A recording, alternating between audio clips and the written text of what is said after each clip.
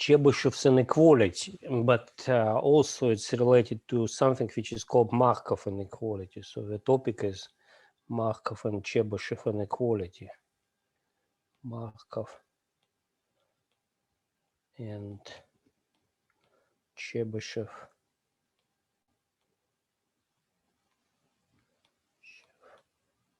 inequalities.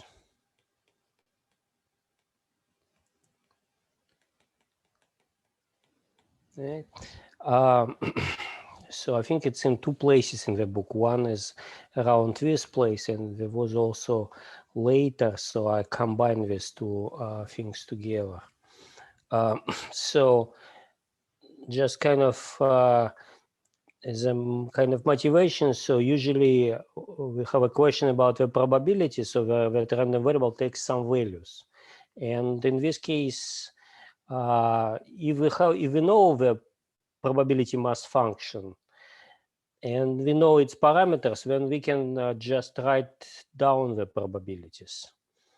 But we need to somehow estimate it from the data, and sometimes the parameters have an interpretation, right, in terms of the data. For example, if we have a Poisson random variable, then the parameter lambda, it has an interpretation with its average number of occurrences. So it's expectation of this random variable. So typically we estimate this expectation from data. So just count on average how many kind of accidents was in the past in some period of the time, and use this parameter to estimate the probabilities that we need. So if we have a different random variable with different probability mass function, then we have a different interpretation of the parameter, and the probabilities are different. So maybe we can start with a couple of examples. So suppose that we know from the data that expectation of a random variable x is equal to some number. So let us, in our example, say it's 2. And so that basically means that if you kind of measured the frequency, you measured not the frequency, you measured the average value of this random variable over a long period of the time, then you'll know that it's approximately 2, sorry. So so and you can ask the question, so what's the probability that this random variable x is, say, greater than or equal than 3? So the new observation will be greater than or equal than 3. So you can ask this question. So now it's not enough information to answer this question, right? So we don't know what's the probability mass function. So we can kind of look at what happens in some particular example. So now, so one example, so is that x is a Poisson random variable. Right? Now this is one possibility. So you know that this is x is a number of accidents or something like that. So interpret it as a Poisson random variable. Now you already have a data that expected value of x is equal to 2. So you know that, well, in this case, you know that lambda should be set equal to 2. Right? So this is the parameter. So this is your estimate of the parameter. And now, in this case, well, you can calculate this probability that x greater or equal than 3. So it's equal, well, kind of, you can write it as 1 minus probability that x is smaller than or equal than 2. Right? And kind of this will be the same as 1 minus, okay, so probability of 0, right? So I write it as a probability mass function. So px of 0 minus px of 1 minus px of 2. Right? And you know the probability mass function for the Poisson random variable. It's kind of something like a given, well, known kind of, right? So you can write that this is equal to 1 minus e. In principle, I should write minus lambda, but I immediately can write something like, so in general, kind of, you'll have something like a px of k is equal to e minus, sorry, maybe kind of write it on the next line, is equal to e minus lambda to the power of k divided by k factorial. So this is a general formula. And so you know here that lambda is 2, so it's e minus lambda 2. You can take it outside, right, of the bracket. It's the same for every term will be. So here will be lambda to the power of 0 divided by 0 factorial. So it's 1, right? So 1 plus okay, 2 to the power of 1 divided by 1 factorial plus 2 to the power of 2 divided by 2 factorial, right? And that's it, kind of. And you can calculate it. It's equal to something. So alternatively, you can go to software and say that this is equal to 1 minus, and you can calculate this guy by issuing some commands. So say p Poisson of 2, and you say the parameter lambda. Okay, so lambda is equal to 2 in this case also. So it's basically the same thing like this one. And well, so if you issue this, so I just kind of did it, and you can calculate it. There is exact number, so it's 32%, 0.33%. So this is the probability in this particular case. And on the other hand, this was a Poisson random variable. You can try different random variables. So maybe you have a random variable which models a different thing, like geometric random variable. You model the number of trials before the first success. Right? So it's completely different random variable than the number of accidents in some period of the time. So you guess that this is probably a geometric random variable, but you still know that this is expectation is equal to 2. So example 2 will say kind of, okay, so now this x is geometric, is a geometric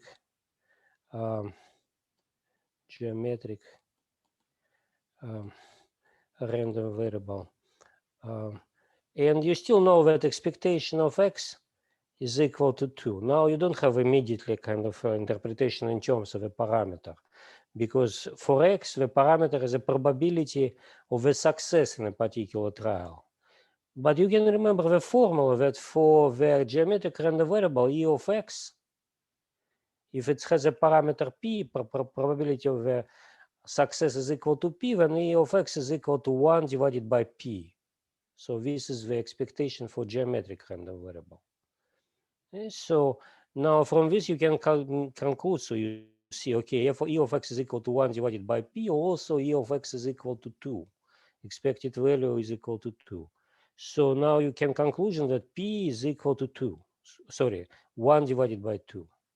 Probability is equal to 1/2, because only in this case you have expectation of x is equal to 2. And so, okay, so you know that, well, this is a geometric random variable with parameter p equal to 2. Now you repeat all that we did before. So you say the probability that x is greater than equal than 3 is equal to 1 minus probability that x is greater or equal than, sorry, smaller than equal than 2. Smaller than equal to. In principle, you can also write kind of repeat completely to 1 minus. So now you just recollect what's the kind of p x of k in this case. It's equal to q k minus 1 p. Right? So q is 1 minus p. So you're saying, okay, so this is equal to 1 minus. So now, and k can be now example equal to 1, 2. So here is 1 and 2 essentially, right? So you're saying that this should be equal to 0. Sorry, first one is just 0.2, right? So if k is equal to 1, then q to the power of 0 is equal to 1. So 0.2 plus 0.8 to the power of 1, 0.2 plus 0.8 actually this is it, right? So in this case, you can have only this is k. This is corresponds to the probability that x is equal to 0 to 1. Sorry, there is no possibility of 0 here, because kind of in our interpretation, geometric random variable is number of trials. Number of trials cannot be smaller than 1. And here's a p of x equal to 2. And that's it in this case. So equal to something. And so again, so if you're lazy, you don't want to calculate it, you can issue something like a 1 minus p geometric. In this case, you should be accurate, because in R interpretation of geometric random variables difference, the number of failures before the first success. So the number of failures is 1 smaller than the number of the trials. So you write here 2 minus 1, right? Because it's number of failures, and then after that, say probability is equal to 0.2. Yeah, not 0.2. And okay, you should stop me, right? So it's not 0.8. So what I'm writing here. So it should be here probability. Sorry about that. Yeah. Yeah. So it should be here 1/2. So this is q is equal to 1/2 and p is equal to 1/2. Okay, so 1 plus 1/2 q multiplied by p times 1/2. This is probably easy to calculate, right? So what is it? It's so here's 3/4, 1 minus 3/4. So it's equal to 1/4 actually, right? So you can write this thing here. So probability is equal to 0.5. Right? So if you see something strange with I'm writing something strange, kind of tell me about this. 1/2. So now, okay, so this is also will give you 1/2. So z. So what is it? It's 25%, right? So now in the previous case we got 32%, right? In this case you get 25%. So different answer. Well, but it's different random variable, right? So kind of you have exactly calculated it. So maybe example 3 actually. So now I remember why kind of I writing here 0.2, because I also thought about example 3. So in this example, x is a binomial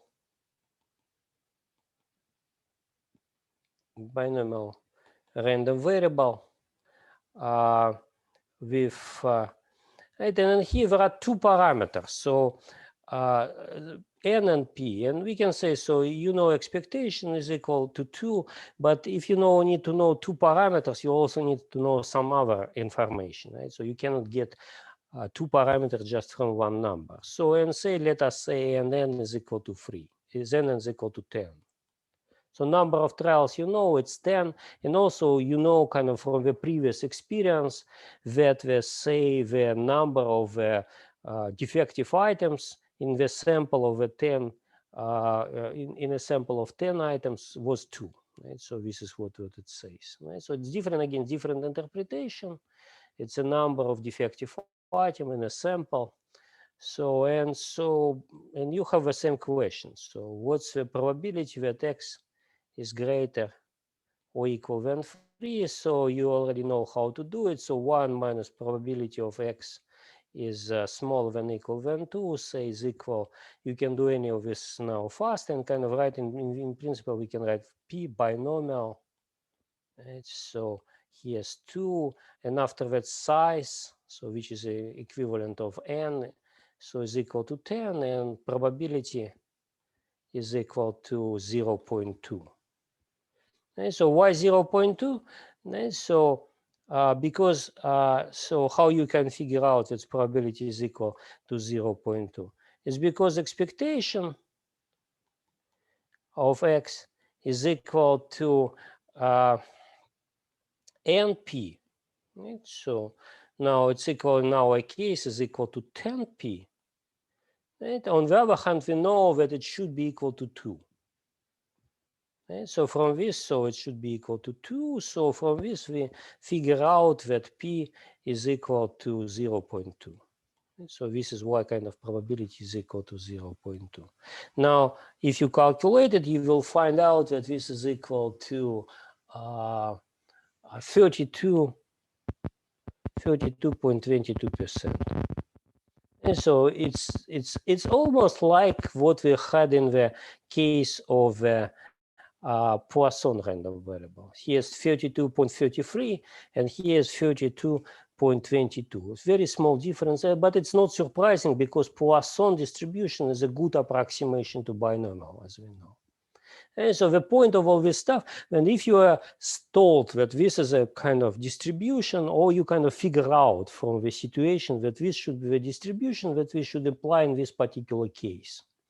Right? And if you give an information about the moments, in this case, the moment is the expected value. If you give an information about expected value, then you can figure out the parameters of the distribution and calculate all the probabilities. So kind of that's how it works. Now, kind of, if you look at the original question, so the original question was, so you are given that expectation of x is equal to, and the probability that say something about the probability x greater than 3. Right? But you're not told what's the situation, or kind of you cannot figure out what's the PMF, if it's geometric or Poisson or binomial. So it's not known, can be anything. Right? So now, can you say something about this probability?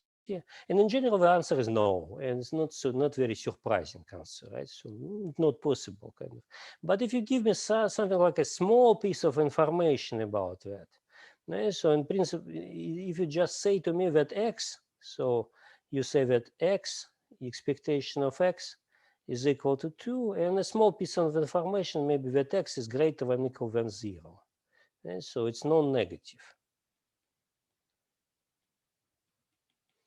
Right? In this case, I can say something. I cannot say precisely what's the probability, but I can say something about this probability. So I can say something about the probability that x is greater than 3. And it comes from something like a vague argument. So if I know that expectation is equal to 2, then it cannot be that x is greater than or equal than 3, well, 100% of the time. Right? So because if it was 100% of the time greater than 3, then expectation would be kind of greater than 3. Right? So if it's always greater than 3, then average value of this random variable is greater than 3. But you know that it's 2. So it cannot be 100% probability. So it should be something smaller than that. And so this is kind of exactly what you can get from one of the inequalities, of the famous inequalities, so which is Markov inequality. And this is one. After that will be Chebyshev, which will say what we'll do if the random variable is not non-negative. Okay, so first one is Markov inequality. Markov's inequality.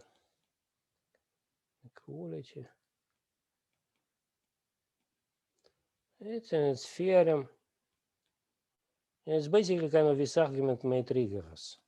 So it says that if x is greater than or equal than 0, well, it has an expectation, then probability that x is greater than or equal than some t, some threshold, it's smaller than or equal, and it cannot be too large, and it's smaller than or equal than expectation of x divided by t, by this threshold. So this is the theorem, Markov inequality. And so what in this particular example? So in our example,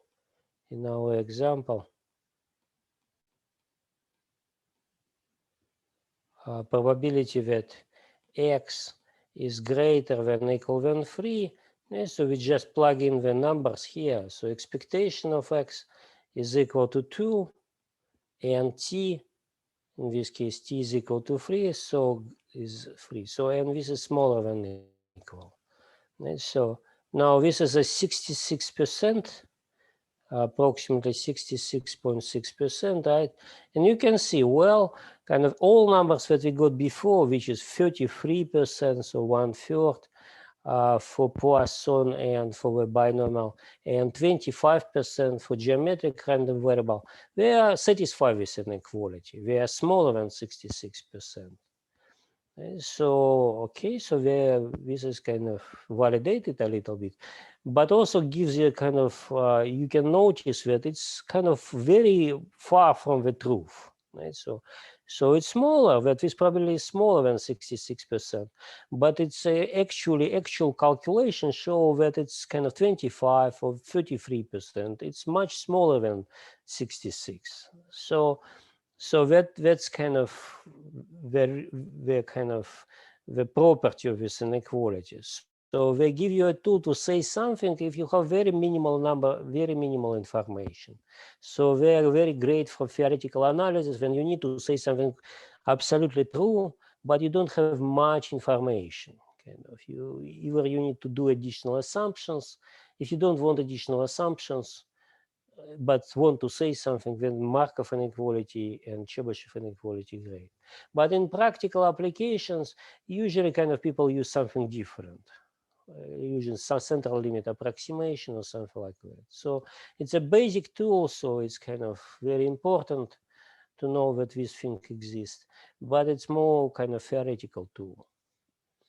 And so now kind of let us kind of give a proof briefly, just kind of to explain what it works. It's a proof is basically the same, the formalization of this idea that I say, that it cannot be greater than of t too frequently. And this is exactly estimate kind of the maximum that it can be equal to t. It's okay, so let me kind of just prove briefly. So in this case, you write that okay, so you start with writing the formula for the expectation in this case. Expectation of x, and prove it for the discrete random variable. It's true for all random variables, but much easier to prove for discrete random variables. So expectation of x is equal to sum over all x values of this random variable. And here's definition. So it's x multiplied by the weights, by the probabilities of this axis. Right? Okay, and after that you split it into pieces. Okay, so the first piece is the x is smaller than or equal than t. So maybe kind of smaller than t. Smaller than t, x px of x. And the second part is all the terms when x is greater than or equal than t. So here's x px of x.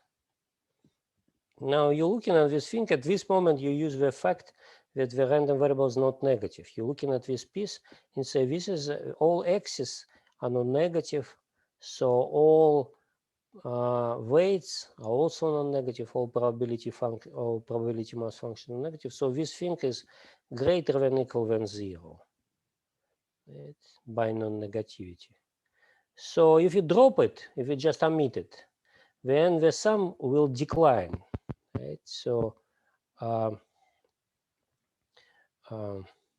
so we can say that this thing is greater or equal, right? So then just sum without this term. So just x greater than or equal than t, x px of x. Because what we did was just kind of omitted something like if it was so if this was equal to something like a 2, right, and we kind of forgot to write it down, then the sum will be smaller than if we didn't forgot to do it. And in this case, we do it intentionally. After I say now doing the second thing, okay, so we know that when this sum x is always greater than t. Okay, so in this sum x is also greater than c, so maybe kind of will change x to t, and it still will kind of the sum will still decline. Okay, so we can write that this is greater than or equal than the sum of the same values But instead of x, we'll write here t, and the sum becomes smaller. Right? So if you, instead of a larger number, write a smaller number, maybe by multiplying by the same coefficients, well, it becomes smaller, right? So here's have a px of x. After that, you are saying, okay, so we can take t outside. It's the same number. It doesn't change, kind of. So by distributive law, you can take it outside of a bracket. So you can say that this is equal to t multiplied by the sum x greater than equal than t px of x. Okay, so it's equal to, okay, so t, and after that, if you look at this part, okay, so it's a sum over all x's, sum of all probabilities of all x's which are greater or equal than t. So it's equal to the probability of x greater than t. So it's kind of you sum of all possibilities, calculate all probabilities of every of these possibilities, sum them together, you'll get the probability of the whole event that x is greater than equal than t. So you'll get this thing eventually. So beginning is a of x, the end is greater than equal than t p x greater than equal than t. And after that, you kind of what we do, we divide it by t and move it around, kind of, so change the, switch the places and see that this is p of x greater than equal than t is smaller than equal, right, than e of x divided by t. And this is the end of the proof, because this is what we wanted to prove. That this probability cannot be too large if e of x is kind of divided by t is small. And so this is a proof of a Markov inequality. And this is very useful inequality when you know that the random variable is non-negative, right? So in kind of a lot of discrete mathematics, if you go to the discrete mathematics, which is very useful inequality. So now, what about if the situation when you don't know that the random variable is non-negative? So you're looking at some random variable which can take both positive or negative values. Usually it's something like deviation from something. So deviation of something from the average value. So is it possible to say in this some other case? So something else besides it. Or other thing, so maybe you know more than expectation. Maybe you also know variance. So if you know expectation of x, average value, right? And variance of x. Right? So these two things are known. So this is a second inequality. So now I'm talking about, start to talk about second inequality, Chebyshev inequality. And this is the situation that you know more information. You know expectation, average value of a random variable, and also how it varies around this average, variance, or standard deviation, unknown. So say kind of e of x is equal to mu and variance of x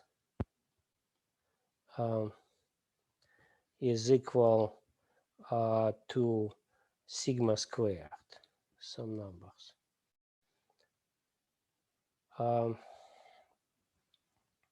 Now, and after that, you want to say something about the probability that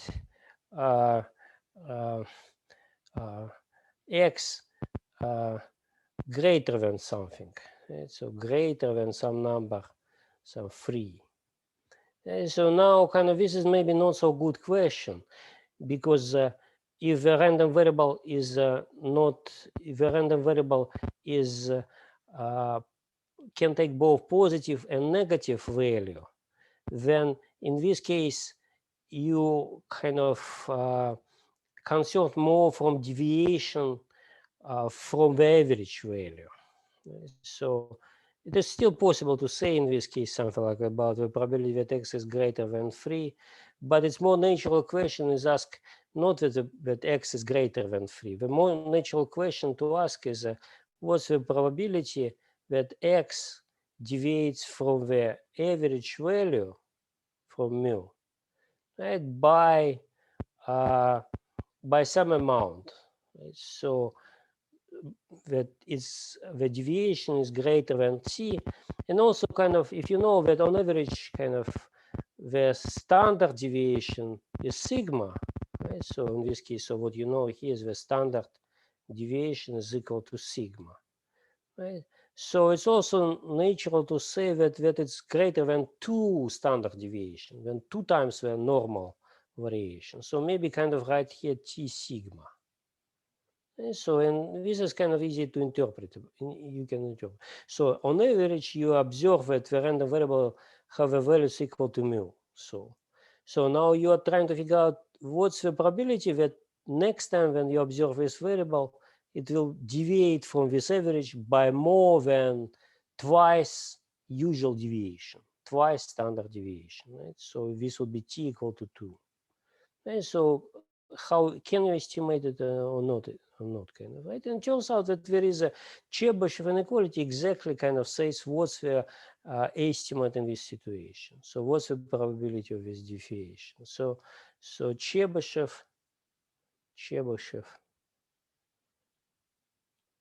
inequality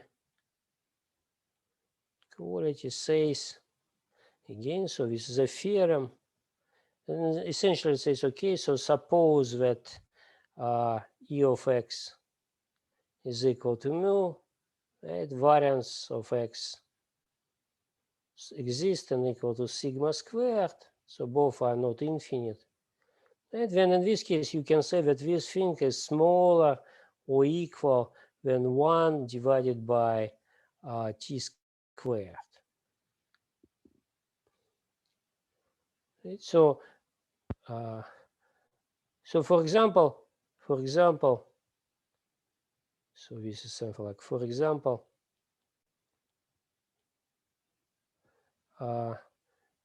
if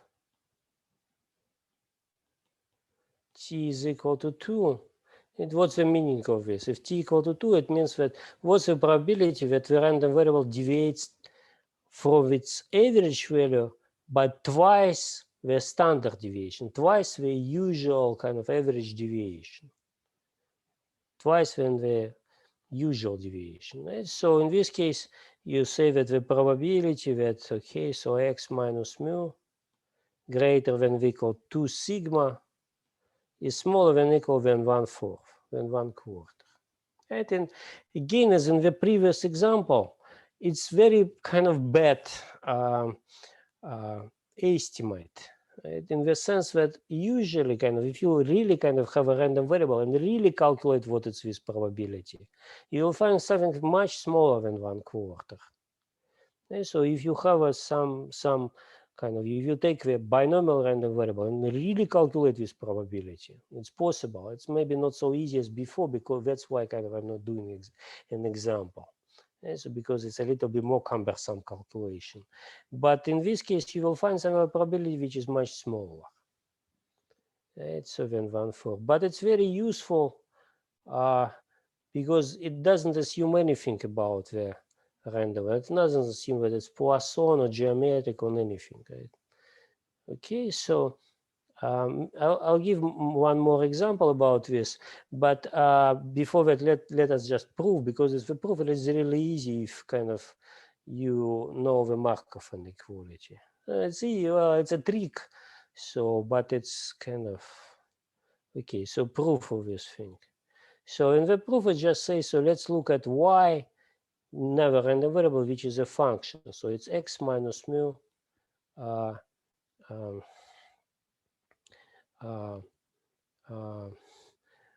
divided by sigma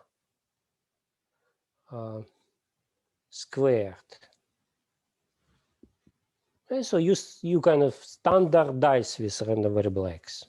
You subtract mu and divide it by sigma. So kind of let me.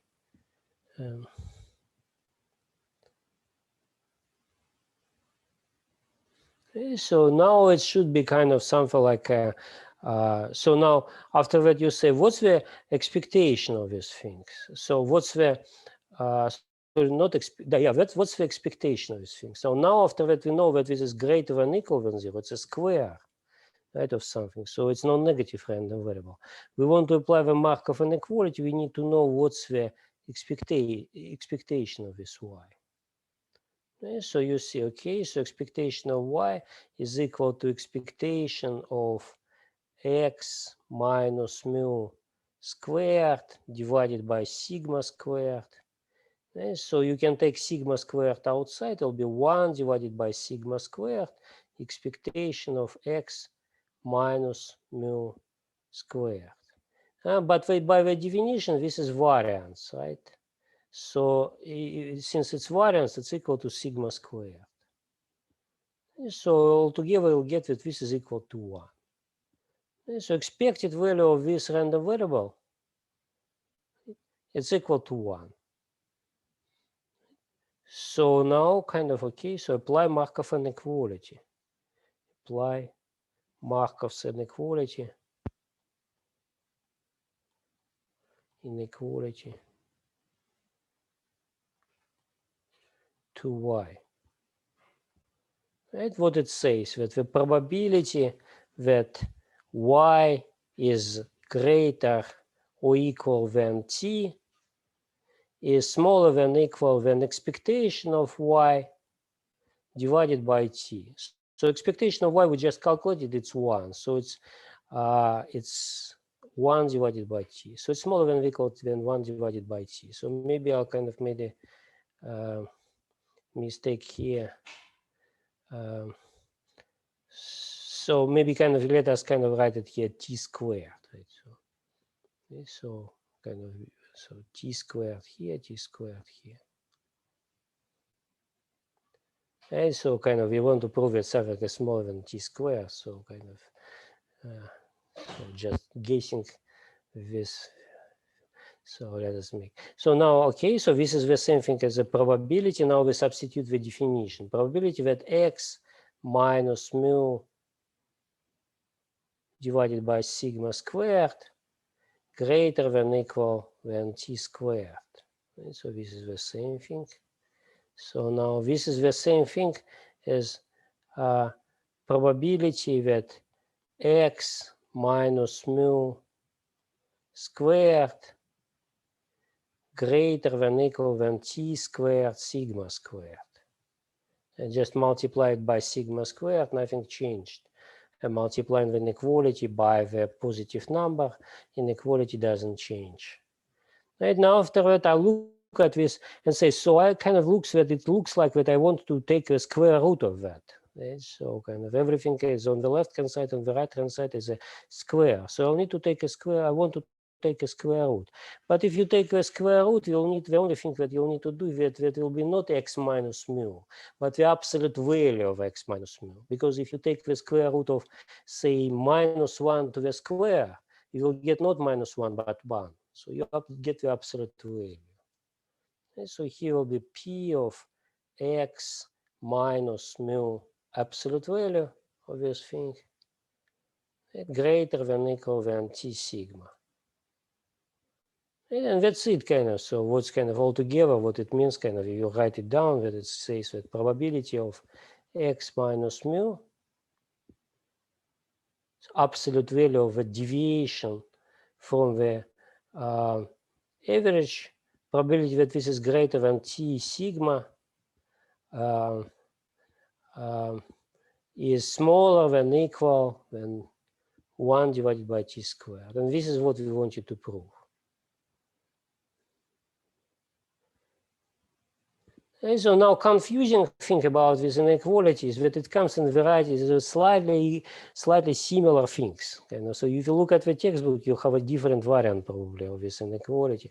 So one variant, so another variant of this inequality.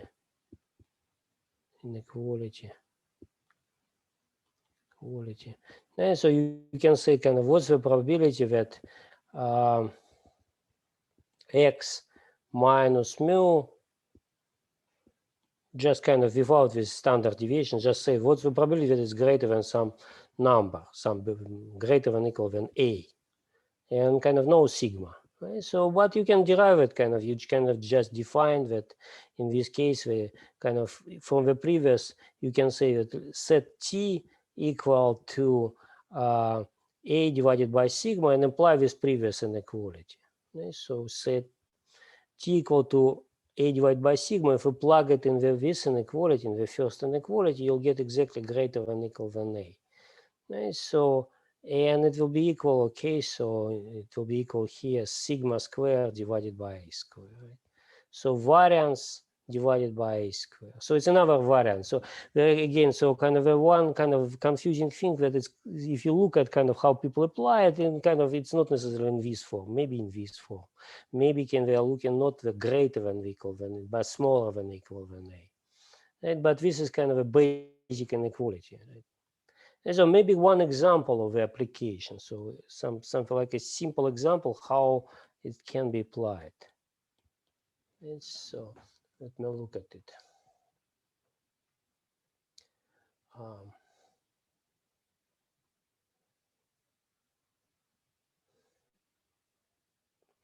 So now,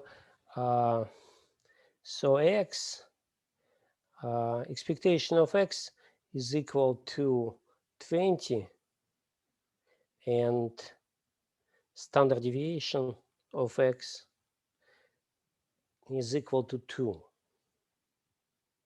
So, okay, the question, what can be said about probability that x is smaller than 24 and greater than 16. So now in kind of, well, kind of this interval, if you look at this interval, so right, so this is a 16, this is 24, and you ask what's the middle of this interval? It will be exactly at 20. And so this is the center of this interval, it will be exactly at 20. And you look at what's the kind of deviation from 20 here. And it will be here 4 here and 4 here. And so now you're saying, okay, so this probability that x greater than 16 and smaller than 24, you can write it with the probability that, okay, so x minus 20 smaller than 4 and x minus 20 greater than minus 4. And so I just subtracted 20 from this inequality.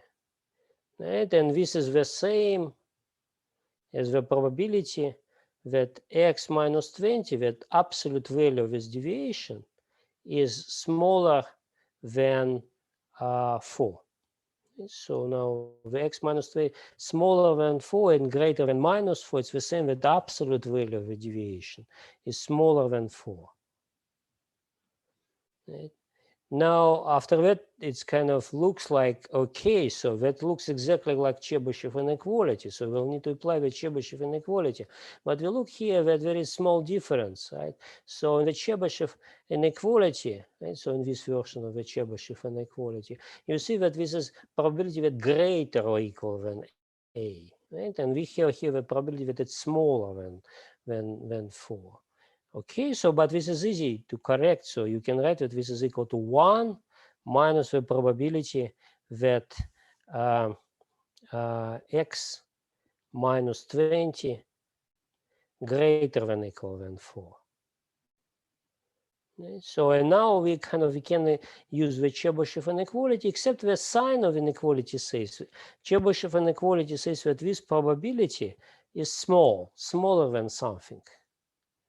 Okay, so kind of then 1 minus this quantity should be greater than something. So that's why kind of here we'll have a greater than equal. And after that, this moment we apply the Chebyshev inequality. So 1 minus, and here we should have something what? We should have here sigma squared, right? divided by let's look like what we divided by a squared, right? So divided by 16, 4 squared. So at this moment we applied the Chebyshev inequality. Chebyshev inequality.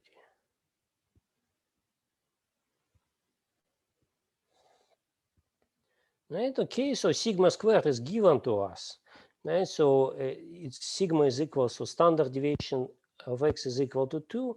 It means that the sigma is equal. Okay, so now it doesn't look like very much good. So what I'm doing wrong?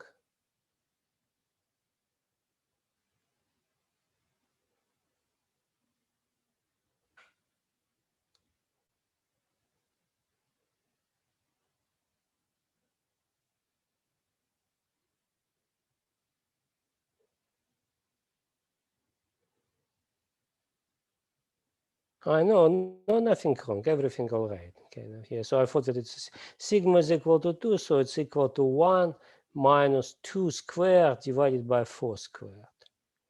Right? So, well, okay, so this is equal to 1 minus 4 divided by 16 minus 1/4, so it's equal to 3/4. So that's the information that we got. So that the probability that x greater than 16 and smaller than 24 is equal to 3/4. Sorry, greater or equal than 3/4. So at this moment, right? So yeah, greater than equal than 3/4. So we don't know that it's equal to 3/4. We actually know that it's greater, and it's probably much greater than 3/4. So, so maybe kind of let us look at the example in which we can really calculate the deviation. So and compare. Okay, so so here's an example.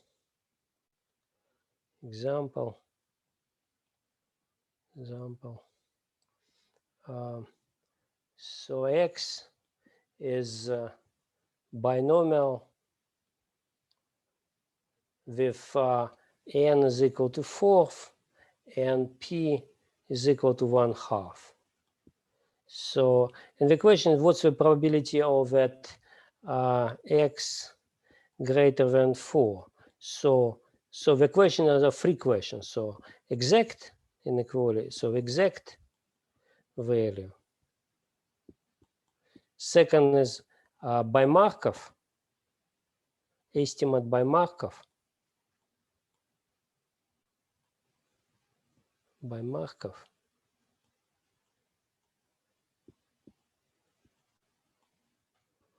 Inequality. And another word, estimate by Chebyshev.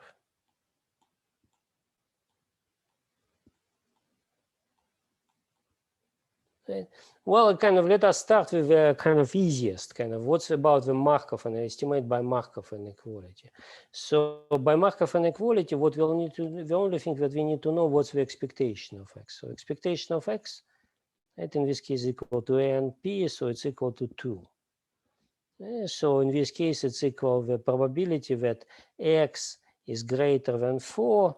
And Markov inequality is applicable because it's non-negative random variable. It's binomial random variable. It's always kind of non-negative, 0 or greater. So with probability smaller than equal than, okay, expectation 2. So this is divided by t. T is 4.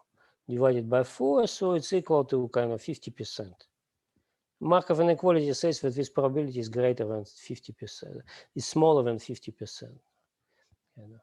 So now, so this is a Markov inequality.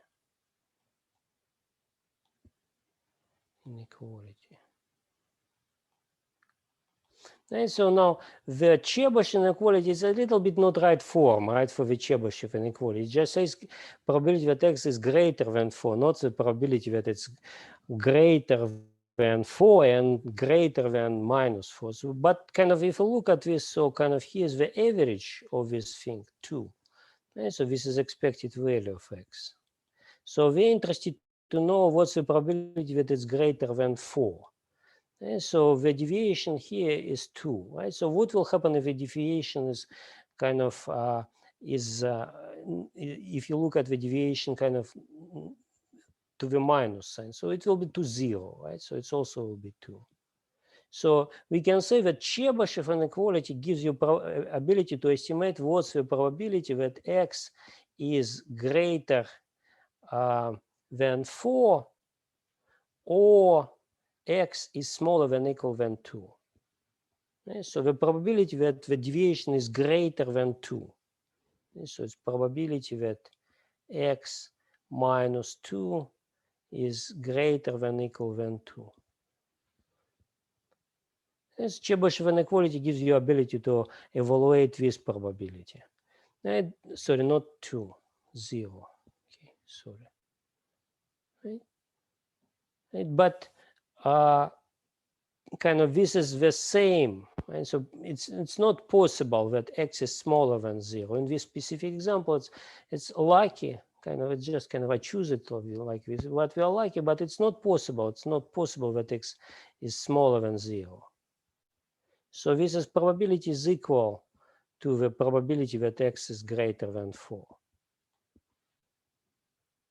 So now, okay, so that means that we can apply Chebyshev inequality, kind of it's well suited. It's always can be applied, but you'll need kind of to not kind of something, think about it in this situation. So now, okay, so what we can say, okay, so this probability, so this probability s is greater than 4, it's equal to this probability that x minus 2 is greater than or equal than 2. So it's okay, by Chebyshev inequality, it's smaller than or equal than the sigma squared, right, divided by 2 squared. Okay, so now what's the sigma squared in our example? Okay, sigma squared is equal to the variance of x is equal to n pq. Right? In our case, n is 4, p is equal to 1/2, and q is also 1/2. So sigma square is equal to 1. Right? So now it means that here we'll have 1 divided by 4, 25%.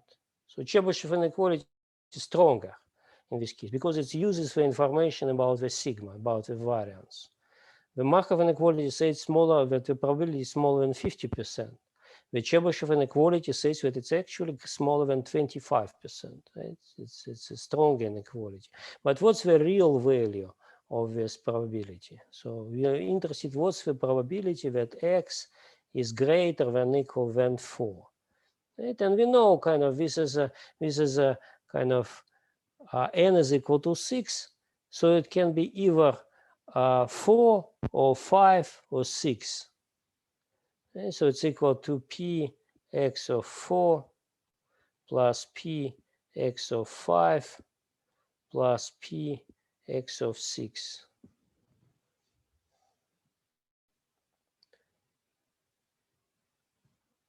Or kind of alternatively, you can say that this is equal to 1 minus the probability that x is smaller than or equal than 3.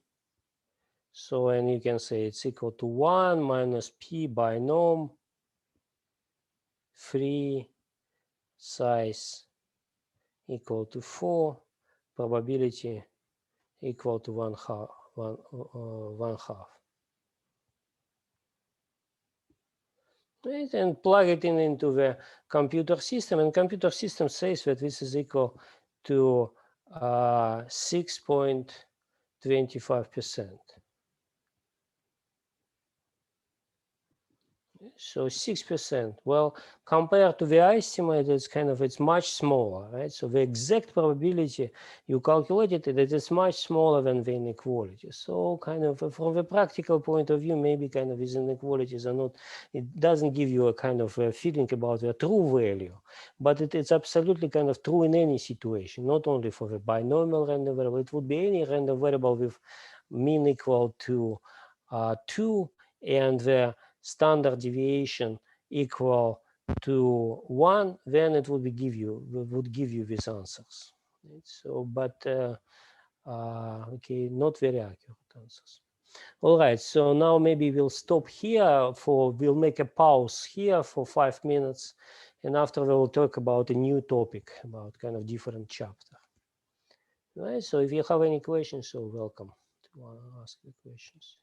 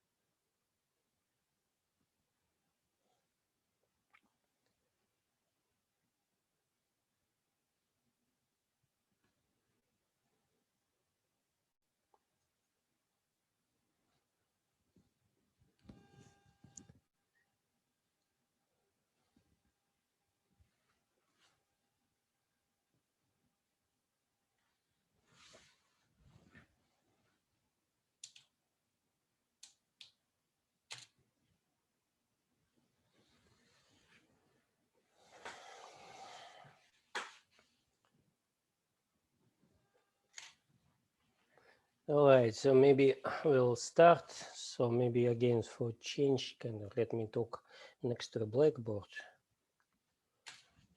So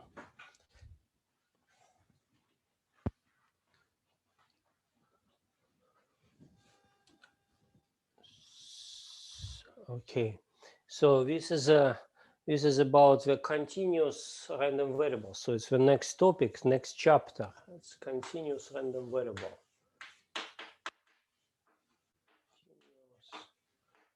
Random variables.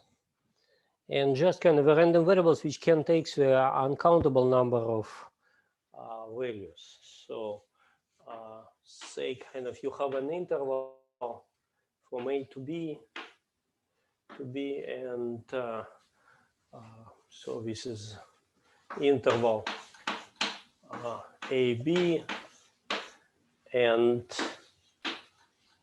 X can take any value in AB. Well, typical example, well, from the real life would be something like the maybe the income, right? So it's kind of in the real life not so easy to find the truly continuous random variable. It's always kind of measured up to some precision. But you think about kind of a position of a particle that you found in the camera that registers particle, then you can think about more or less like a continuous random variable. So you can measure it as in principle with a very arbitrary precision. So now kind of anything which kind of is not discrete random variable, it doesn't take discrete random variable, but it takes uncountably many variables. It's a continuous random variable. So in one particular problem with this, that usually probability to take any specific value is zero. So probability that x is equal to some specific value x is equal to 0. And so, well, kind of probability that this will be equal specifically to the number pi, kind of the position of the particle will be equal to the number of pi. Well, the probability of this is equal to 0. And so kind of but on the other hand, the probability that it will be some interval is not 0. And so because of this property, you cannot really kind of talk about probability mass function, right? So probability mass function, probability mass function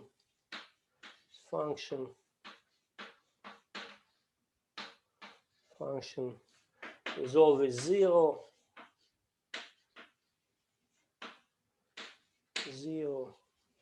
So it's like probability that the kind of specific, that the random variable takes a specific value is 0. So that's it. So it's bad because all our previous things were based on the probability mass function. We calculated probabilities using the sums of the probability mass function. So to handle the continuous random variable, you need a different tools. Right? And well, one thing is to look at maybe still we can use something, right, from what we learned before. And one of these things is cumulative distribution function. It's still, we can still use the function f of x of x. So this was a p x of x. So it's always 0 for all x. All x. So this, by definition, was the probability that x is smaller than equal than x, and this is fine. This is kind of not a 0. It's probability that that the random variable takes a value smaller than x. So probability that our random variable lands somewhere in this interval. It's not 0, right? So it's something value. And now, so the CDF is well defined. CDF. So, and kind of we can use it to describe any random variable. We already talked that for discrete random variable, we also can use the CDF. Okay, so for discrete random variable, discrete random variable, it looked like this. It has something like this structure. So this was f of x of x. So this was 1, this was 0.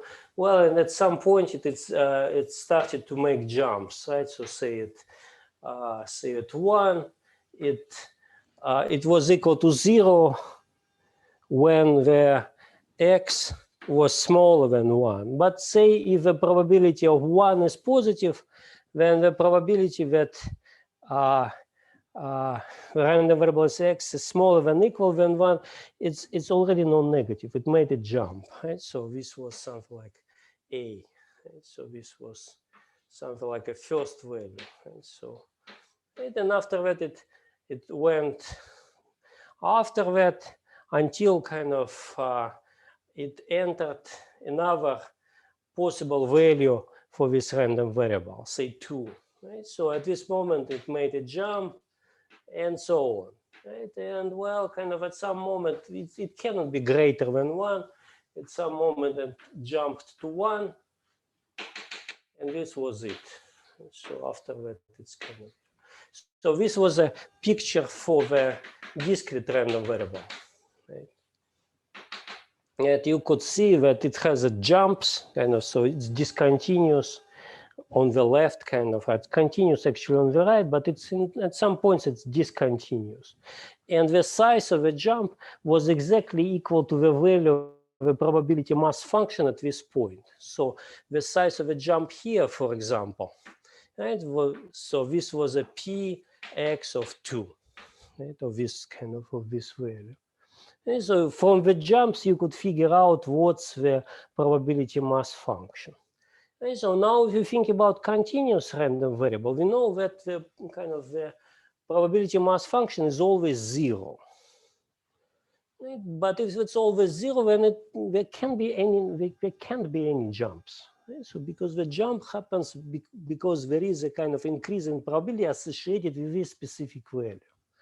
Right? If the probability mass function is always 0, then there are no jumps. Right? So for the continuous random variable, right? So for the continuous random variable, so for continuous random variables, continuous random variable, the picture is slightly different. It's like that. Right? So it's x. So this is f of x of x. And the picture here is 1. So it's never can be larger than 1 because it's probability. Never can be negative if it's probability, but it's kind of looks like that. So it's increasing because kind of when you say that probability, so here's something like a 1, probability to the random variable be smaller than 1 is less than the probability that it's smaller than 2. So it can be in between, can be if it's 1.5, if it takes value 1.5, then it's greater than 1. It's kind of was not possible, but it's possible kind of if you ask about the event that it's smaller than or equal than 2. So it's increasing function. So now CDF of a continuous random variable is increasing function, and it's increasing from 0 to 1. So it's increasing function from 0 to 1. This is the properties of a CDF function. So maybe kind of fix it, write it down.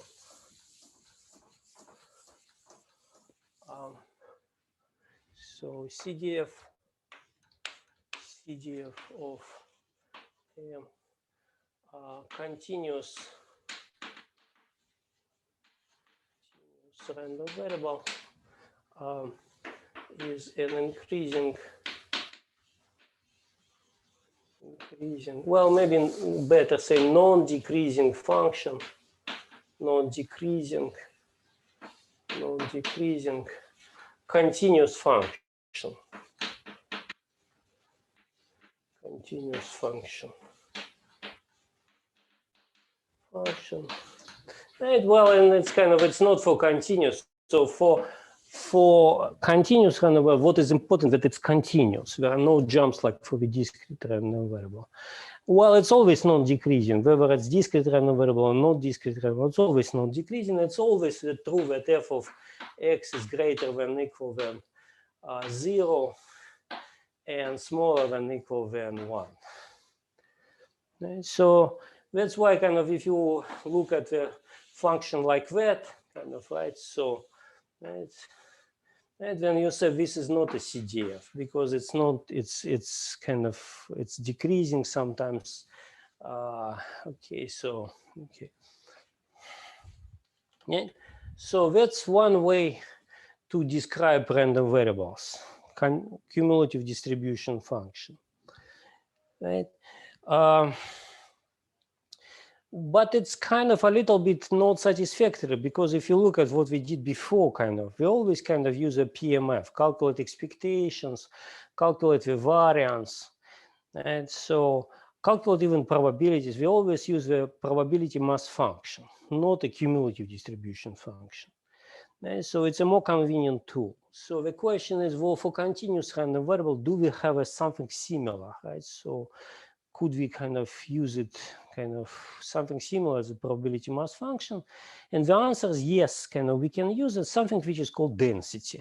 Right? So, and there's complete analogy to the density in the physics. Right? So you cannot define what's the probability, what's the mass of a specific point in the continuum. It's 0. Right? So, but you can define what is the density of or density of some material and some specific point. And so the same thing as in probability theory. You can define a density of a random variable at some specific point. Right? So, so here's the definition of this thing. Right? So maybe kind of I'll remove this thing. Okay, so definition.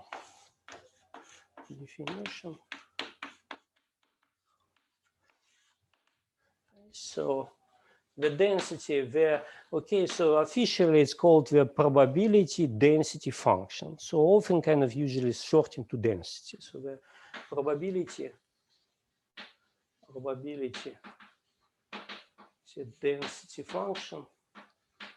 density function of x. So, okay, you can call it PDF. Well, there is a confusion with a PDF usually have a different meaning nowadays, right? So, so often called just simply density. Right? Because it's clear that in the context of a probability theory, you call about probability density. Right? Is derivative is the derivative of CDF. So this is simply kind of, this is a continuous function. Right? So it's not, it doesn't have jumps. It looks like that. And well, even if it is continuous, it might be not differentiable. Right? But it turns out that in most practical situations, differentiable everywhere. And if it's not differentiable, maybe it's not differentiable as a couple of points. And it's not really important. Turns out that you can, density is, you can define, you need to define density everywhere except maybe a finite number of points. If you change the value of the density on a finite number of points, your calculation will not change. Right? So it's defined up to the finite number of points. Right? So kind of it's almost everywhere you can take the derivative of this function.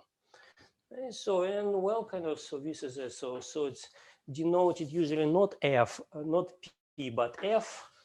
So f of x is equal to the, so let me write kind of, there are different notations for derivative. You can write just d over dx of f of x of x. Okay, so this is the definition of a cumulative distribution function, and this is just kind of the density. So now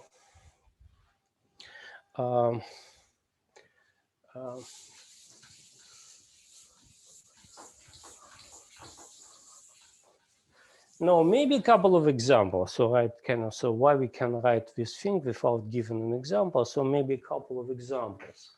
So example. So let x be uniformly distributed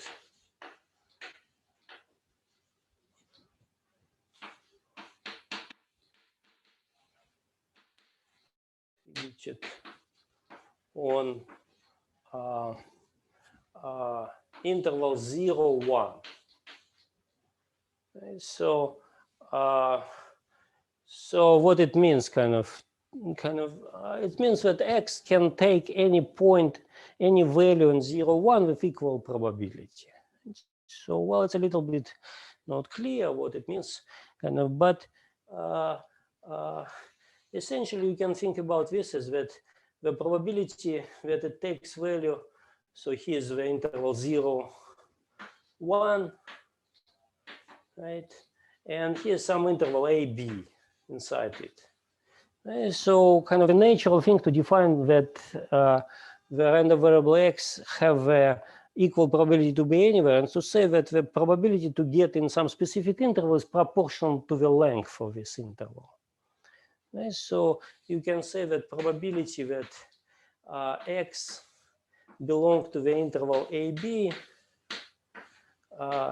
is equal to b minus a. So the length of this interval. And this is well defined because the total, all possibilities is, it's only possible that it takes value between 0 and 1. So probability that it takes value between 0 and 1 by this, if you kind of apply this definition, will be equal to 1. And then this is what we need. So the probability of all probability space of all possibilities should be equal to 1. So probability to get inside this interval from 0 to 1 by this definition is 1. Right? So this is a kind of, I'm trying to define what's the uniformly distributed random variable. Right? But kind of, on the other hand, I can just define it by saying to you, what's the CDF of this thing? Right? So kind of, right? So, and okay, so what's the CDF of this thing? F of x of x. So this is a probability that x is smaller than x. So it's probability that x is smaller than x. Right? So it means that it's in the interval from so 0, 1, here's x. So this is the probability that it's in this interval. Right? So it's equal to x small. Right? So it's x minus 0 essentially. So it's equal to x. All right. So this is a cumulative distribution function for this random variable. Maybe kind of officially you'll need to write down something more kind of complete. So officially kind of the official thing for this would be that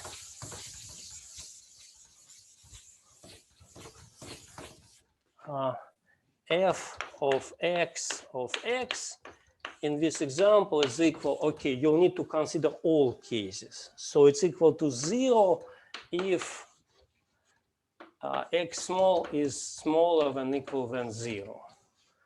And so probability that it takes value smaller than 0 is equal to 0, because you assumed that this random variable takes value only between 0 and 1. So probability that it's smaller than 0 is 0. And so now probability that it takes value between 0 and x when x is between 0 and 1. So it's equal to x. We just calculated it. Right? So it's equal to x. Right? If x is smaller than equal than 1 and greater than 0. Right? And finally, if x is greater than 1, then probability that this random variable is smaller than this value is equal to 1. right? So it's always something between 0 and 1. So the probability that it's smaller than something to the right of this is equal to 1. So it's equal to 1 if x is greater than 1. Right? So so this is a complete description of this function, and you can draw it. You can draw a picture of this. Right? So this is f of x, and the picture will be okay. So here's if here's x, if it's smaller than 0, it's 0. If it's between 0 and 1, then it starts to increase. So it's okay, so something like that. So this is a function, y is equal to x, and here is equal to 1. So this is y equal to x. So this thing equal to x. And after that, it's equal to 1. So this is the picture of a CDF, cumulative distribution function, for this specific variable, which is kind of, it's actually official random variable. It's uniform random variable from 0 and to 1. It's essentially defined by this CDF. Or you can also define it by this explanation. All right, so this is a CDF. What's about the PDF for this thing? What's about the density function? And the density we can just kind of take the derivative of this thing. So density PDF of x. So in this case, right, so we just take the derivative of this function. So derivative of 0 is 0. Derivative of 1 is also 0. Right? Derivative of x is 1. Right? So we can summarize it and say so that f of x is equal to the derivative. So here I can write it, the derivative in this way, derivative of this thing. Right? So and officially it will be something like that. It will be equal to 1 if this is true. Right? So if x small is smaller than equal than 1 and greater than 0. Right? And equal to 0 otherwise.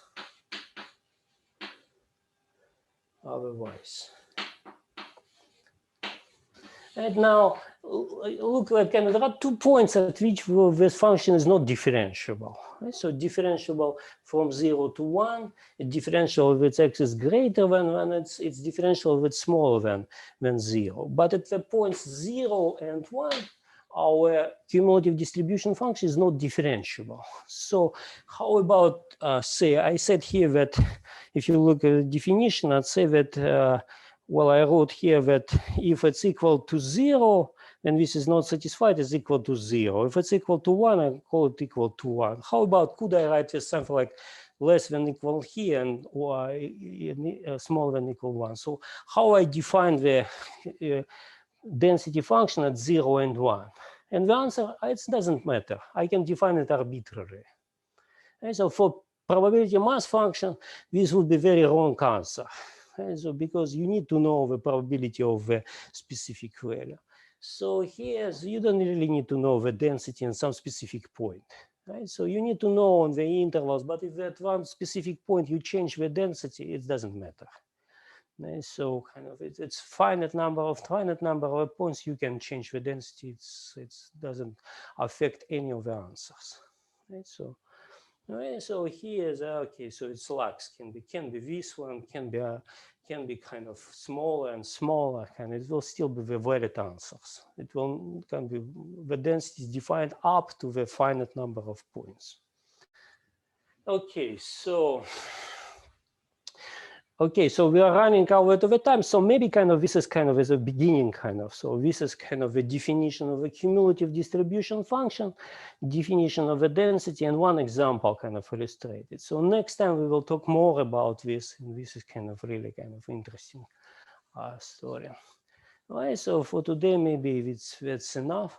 Again, for those who was not here in the beginning, I just kind of remind that I still not graded the exam. I will grade it probably over weekend. So I will be available somewhere in the next week. Okay, so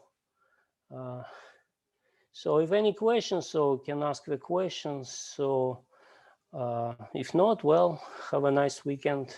Thank you, Professor. Thank you. Professor, do you have office hours today? Yeah. Okay, I was wondering if I could just ask you about any projects you're working on or something like that, just because I find it interesting. And yeah, I also wanted to express my appreciation that you show us how to do these stats in R, because I find it really interesting. Okay. Okay. All Thanks. right.